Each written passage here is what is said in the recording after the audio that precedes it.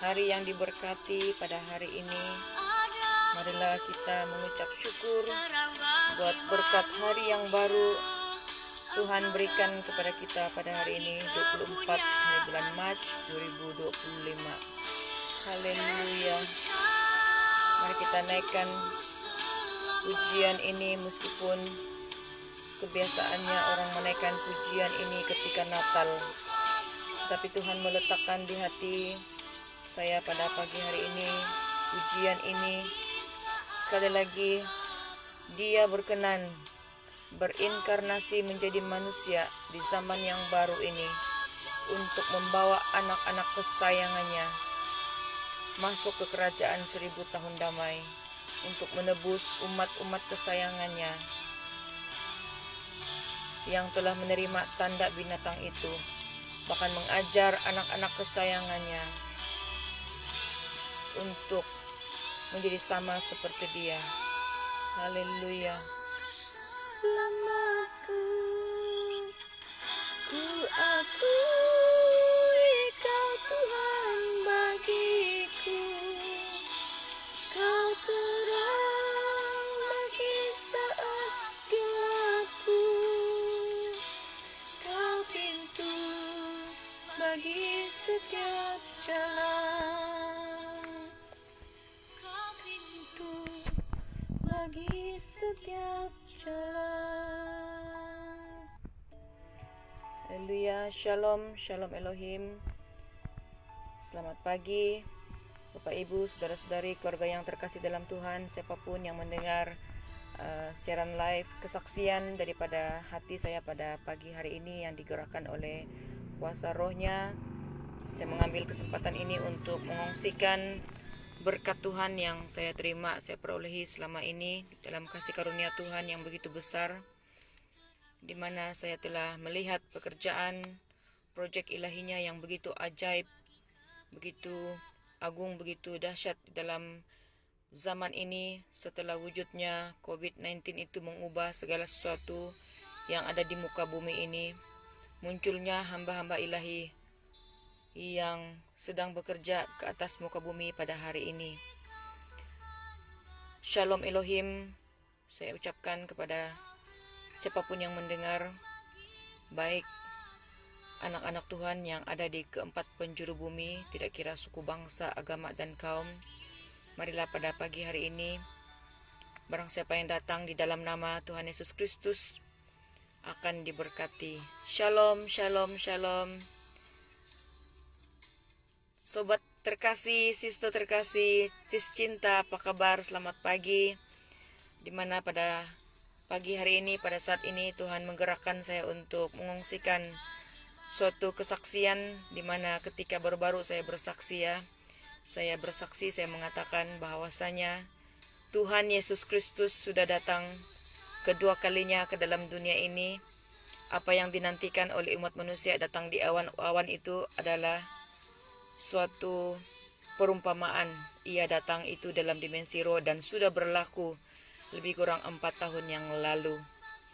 Dan anak Tuhan ini mengatakan, jikalau Tuhan datang sebagai bayi dikandung oleh Bunda Maria pada masa yang lalu, saya boleh terima. Tetapi kalau dia datang sekali lagi di zaman ini memakai tubuh casing manusia, dia katakan saya tidak terima. Itu tidak tertulis di dalam Alkitab. Maka itu pada pagi hari ini ketika saya merenungkan hal ini dalam beberapa hari saya digerakkan oleh Tuhan untuk tampil untuk membuat live, membuat perkongsian bagaimana apa yang saya tangkap di dalam proyek ilahinya Tuhan ini. Bapak Ibu, saudara-saudari, keluarga yang terkasih dalam Tuhan, saya ingin membacakan suatu firman Tuhan yang terdapat di dalam 1 Korintus 2 ayat yang ke-9. Tetapi seperti ada tertulis, apa yang tidak pernah dilihat oleh manusia, apa yang tidak pernah dilihat oleh mata dan tidak pernah didengar oleh telinga, dan yang tidak pernah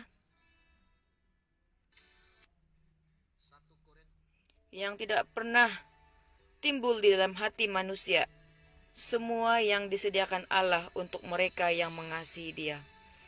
Nah, sewaktu merenungkan akan hal ini, bagaimana manusia-manusia pada zaman ini ketika tampil para saksi-saksi surgawi, kita memberitakan akan kewujudan Roh Alfa dan Omega sudah tampil di muka bumi ini, memakai tubuh casing anak manusia yang diperkenankannya, yaitu suatu kata, suatu istilah yang digunakan pakai, yaitu berinkarnasi. Firman yang menjadi manusia.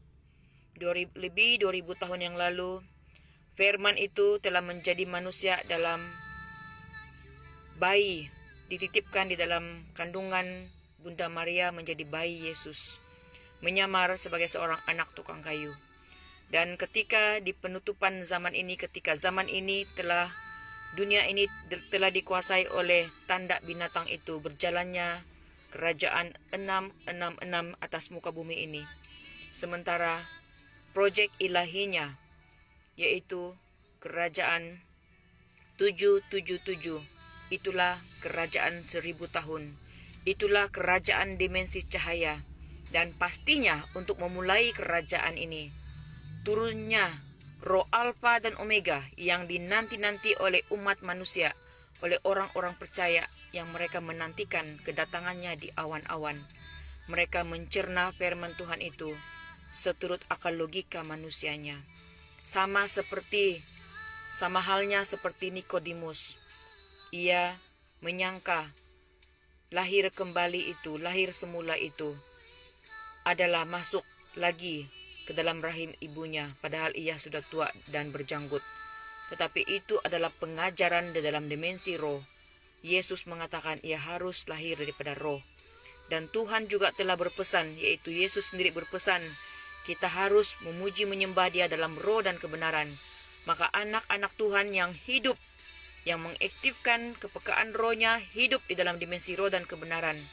Yang pelita, cahaya pelita, api rohnya tidak terpadam, pada penutupan zaman ini akan menemukan sang sumber cahaya itu sendiri.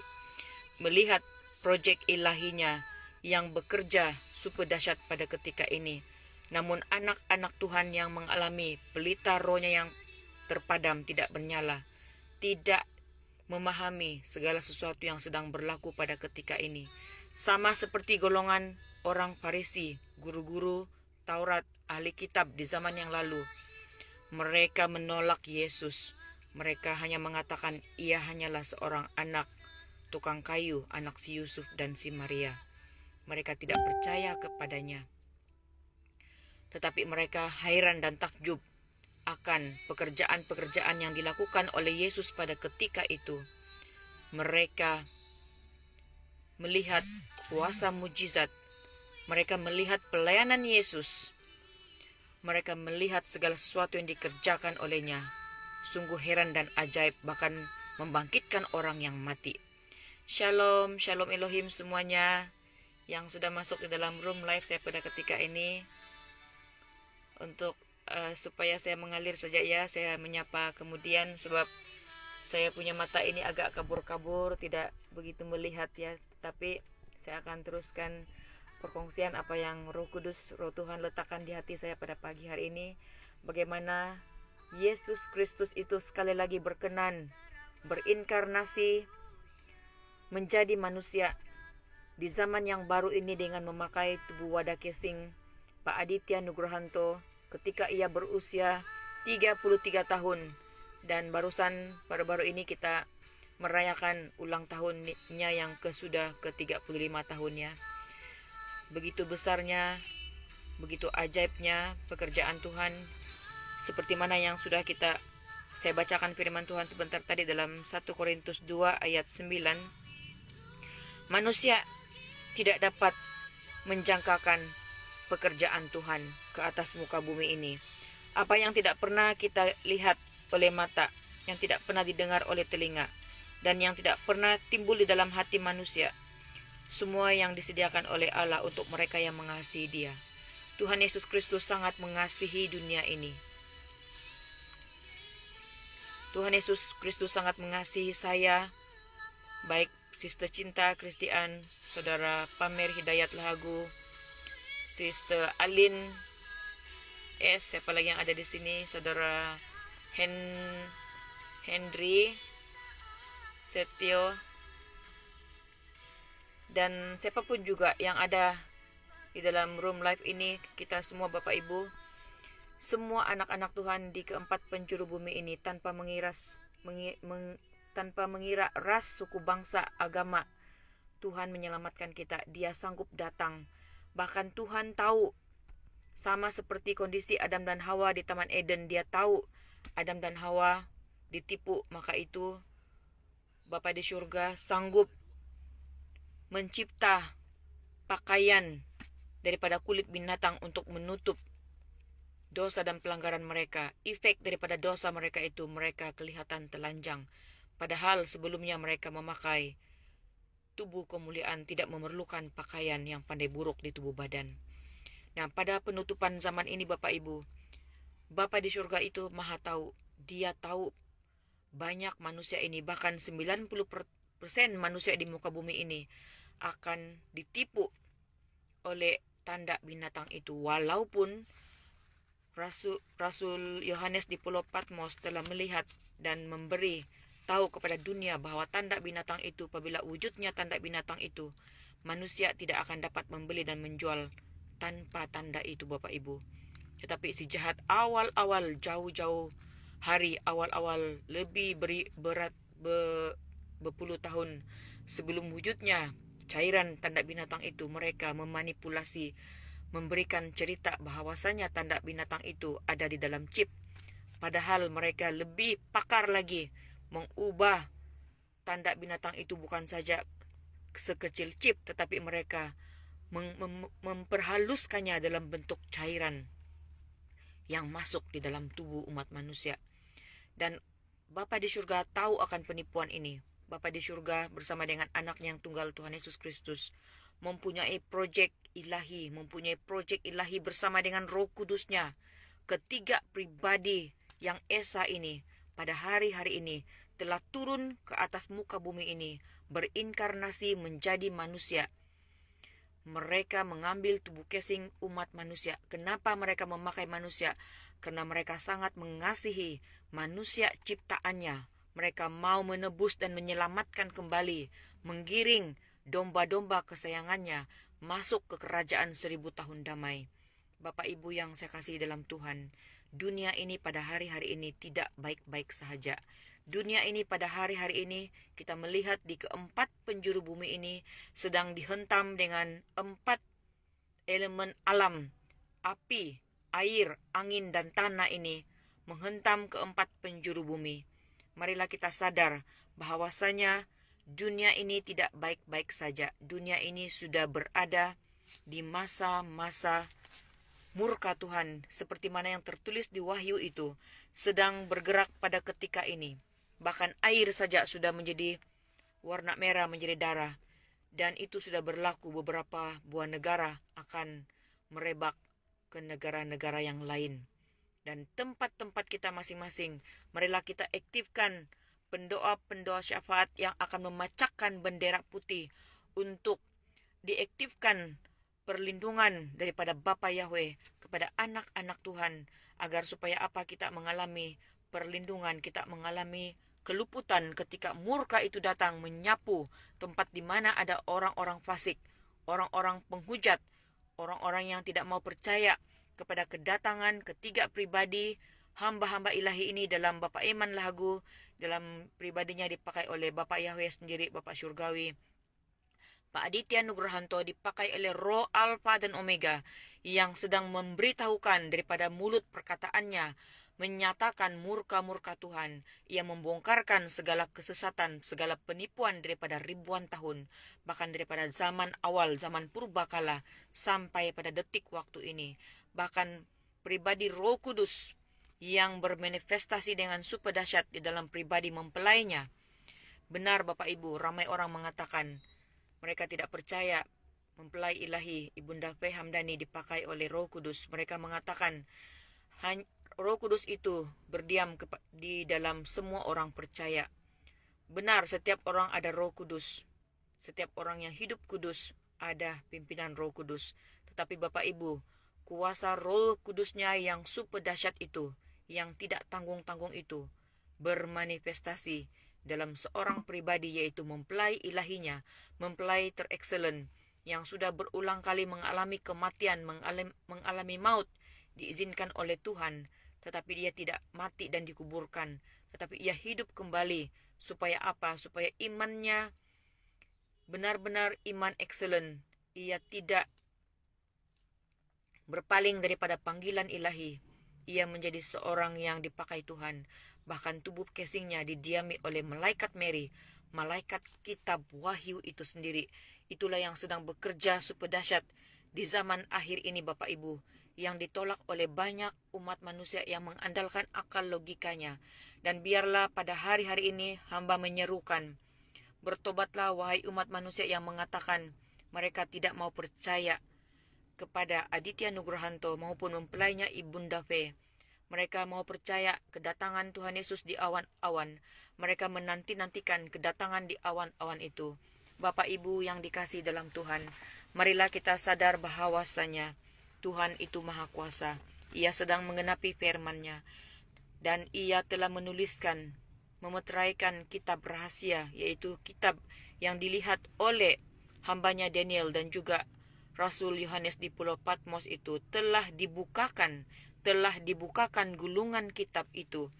Dan barang siapa mengatakan tidak ada nama lain selain daripada nama Yesus, jangan bawa-bawa nama Aditya Nugrahanto.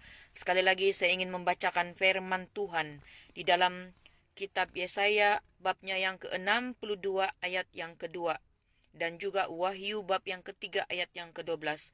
Bahwasanya firman Tuhan telah menuliskan, maka bangsa-bangsa akan melihat kebenaranmu, dan semua raja akan melihat kemuliaanmu, dan orang akan menyebut engkau dengan nama baru. Nama baru. Barang siapa menolak nama Aditya Nugrahanto, mereka menolak nama itu. Mereka mengatakan jangan bawa nama lain, hanya nama Yesus yang diberitakan, nama di atas segala nama.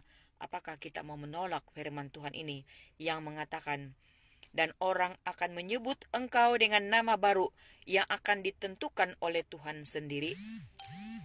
O, E, Alfa, O, Omega, itulah Aditya Nugrahanto, nama baru yang telah muncul di penutupan zaman ini, di zaman yang baru ini.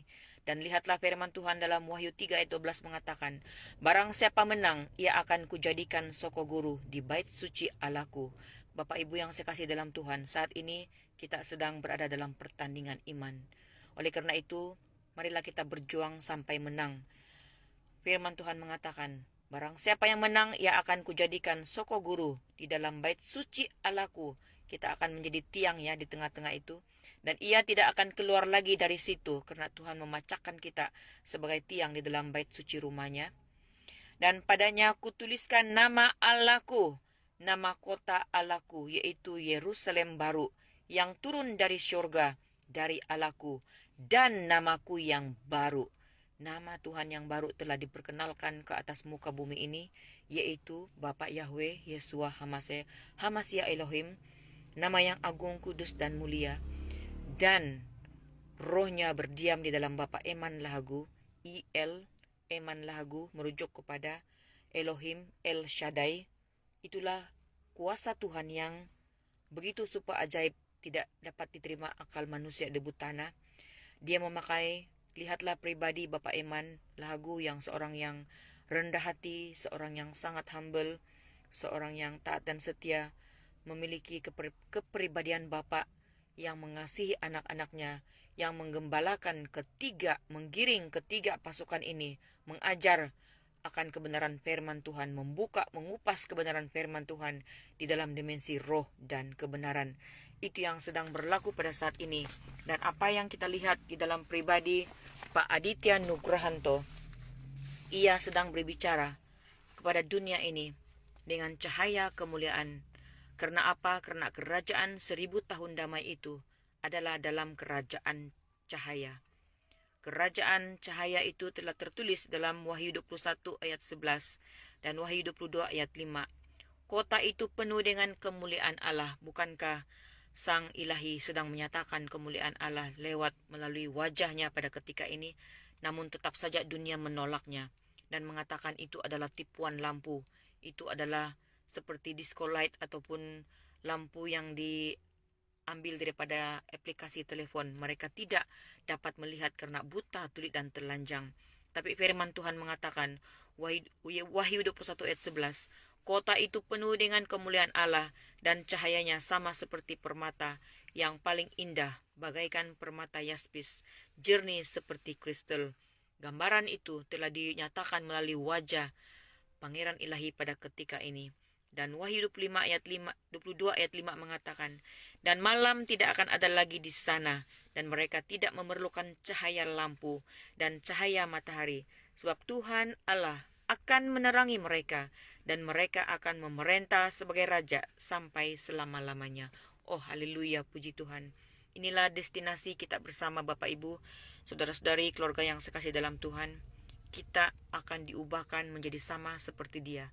Inilah suatu proyek ilahi yang super dahsyat yang diajarkan kepada anak-anak Bapa Yahweh yang mendengarkannya dan mentaatinya, melakukan bahagiannya masing-masing, akan diubahkan menjadi sama seperti Dia, memiliki cahaya kemuliaan. Dan ramai orang tidak mempercayai, mereka mengatakan, kalian menggunakan handphone untuk bermain-main dengan lampu cahaya. Kalian mengambil cahaya matahari, mengambil latar cahaya matahari dan mengatakan itu cahaya kemuliaan.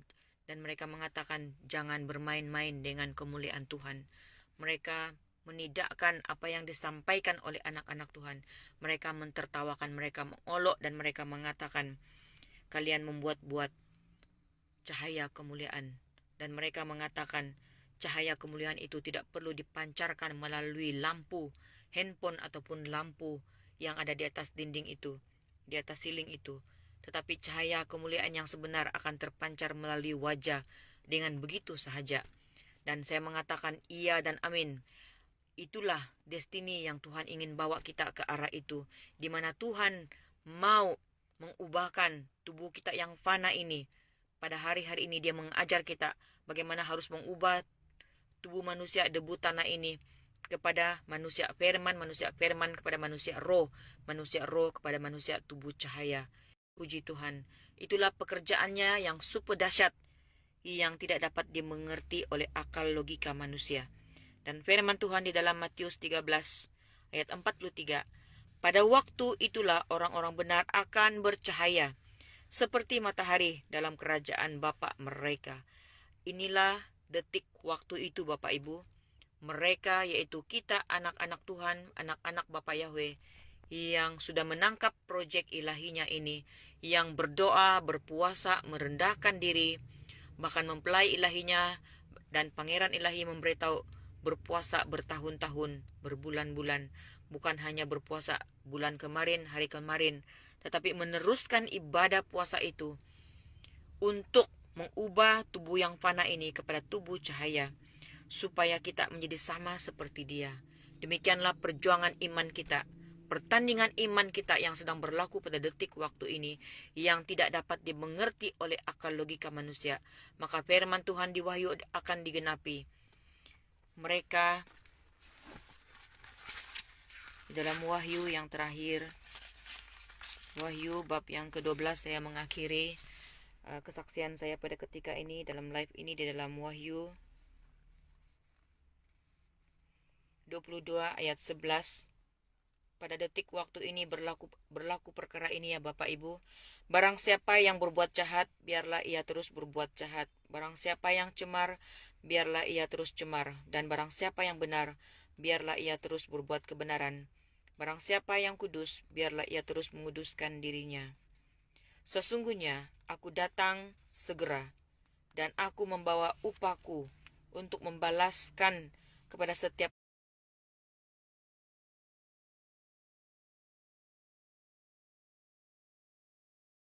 orang menurut perbuatannya. Firman Tuhan ini sudah digenapi pada ketika ini. Sesungguhnya Roh Alfa dan Omega sudah datang. Dia sudah berada di tengah-tengah dunia ini memakai tubuh casing anak manusia sekali lagi. Namun ditolak oleh dunia. Seluruh umat Tuhan, gereja Tuhan yang besar, hanya melihat Yesus Kristus akan datang di Israel Timur Tengah. Dan mereka menolak kesaksian di dalam dimensi roh dan kebenaran bahwasanya Indonesia adalah Israel yang sesungguhnya. Indonesia adalah Israel yang disembunyikan, Taman Eden yang disembunyikan, kota Atlantik yang hilang, yang disembunyikan oleh kuasa Bapa Yahweh, oleh kuasa Allah Bapa di surga, yang sedang dimunculkan melalui bencana demi bencana, yang akan dinaikkan derajat bencana itu pada detik waktu ini. Maka manusia akan melihat tsunami, gempa bumi, akan melihat pelbagai bencana melalui keempat unsur alam ini. Dan mereka yang mengolok-olok, memposisikan diri mereka sebagai pengejek, pengolok di penutupan zaman ini, firman Tuhan juga mengatakan, Tuhan akan membalaskan kepada setiap orang menurut perbuatannya. Kita melihat hari-hari ini mereka berteriak-teriak melalui bencana-bencana yang sedang berlaku. Kita melihat apabila Pangeran Ilahi dan mempelai sedang live, baik di TikTok maupun di YouTube, maka tampillah golongan-golongan pengejek ini dengan beraninya mereka meminta diri mereka dikutuk. Mereka meminta dikirimkan sakit penyakit.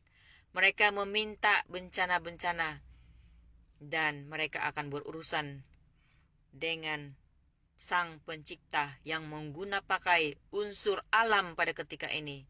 Dan mereka akan menerima musibahnya, menerima balasannya. Apa yang mereka tabur, mereka akan tuai. Itu yang sedang berlaku pada detik waktu ini. Mari kita anak-anak Tuhan, anak-anak Bapa Yahweh, mari kita tampil bersaksi menyahut seruan ilahi, di mana semalam mempelai ilahi telah mengatakan kita bersaksi lagi, menyatakan suara kebenaran, menjadi kepanjangan tangan dan kakinya, menjadi jubirnya Tuhan, menjadi alat Tuhan. Kita sesama manusia debu tanah yang lemah, hina dan berdosa, tapi kita mau melakukan bahagian kita masing-masing seturut apa yang telah Dia percayakan kepada kita. Maka kita akan menerima mahkota yang telah Dia janjikan. Kita menerima kemuliaan Tuhan yang dijanjikan.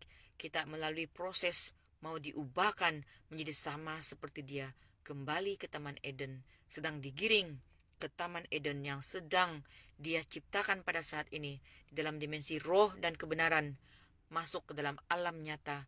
Terpuji-pujilah nama Tuhan, diberkatilah semua yang menyaksikan live ini. Tuhan memberkati dimanapun kita berada.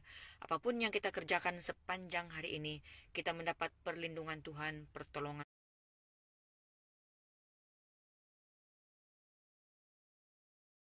Tuhan, berkat kasih sayang Tuhan, mujizat Tuhan berlaku atas kehidupan kita.